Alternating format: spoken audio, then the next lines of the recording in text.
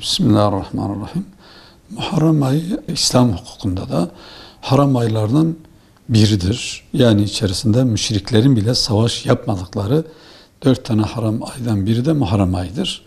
Muharrem ayı tarihin seyri içerisinde çok önemli olaylar, yani Hazreti Adem'in Muharrem ayının Aşura gününde yaratıldığını, cennete o zaman konulduğunu, Arafat'a yine Cuma günü Hazreti Havva ile bir araya geldiklerini, Hazreti İbrahim Aşura günü ateşten kurtulduğu, Hazreti Musa Aleyhisselam Aşura günü, Muharrem'in 10. günü olan Aşura günü denizden kurtulduğu, Firavun'un denizde boğulduğu, Hazreti Yusuf'un zindandan Aşura içerisinde Cuma günü çıktığı ve dolayısıyla da günümüze gelinceye kadar veya da Hazreti Muhammed Aleyhisselatü Vesselam'a getirinceye kadar Muharrem ve Aşura ayının böyle bir tarihi bir gerçeği vardır. Resul-i Ekrem Aleyhisselatü Vesselam zamanında sahabeler soruyorlar. Ya Resulü Aleyhisselatü Vesselam, Yahudiler Aşura'nın yani 10. günde oruç tutuyorlar. Ne yapalım?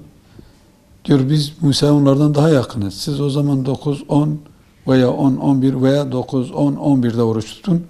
Ama oruç tutmada bile onlara muhalif olun diye Resulü Aleyhisselatü Vesselam, onu tırnak içinde söylüyorum, yani ibadetlerde bile gayrimüslimlere uymanın caiz olmadığı çıkıyor.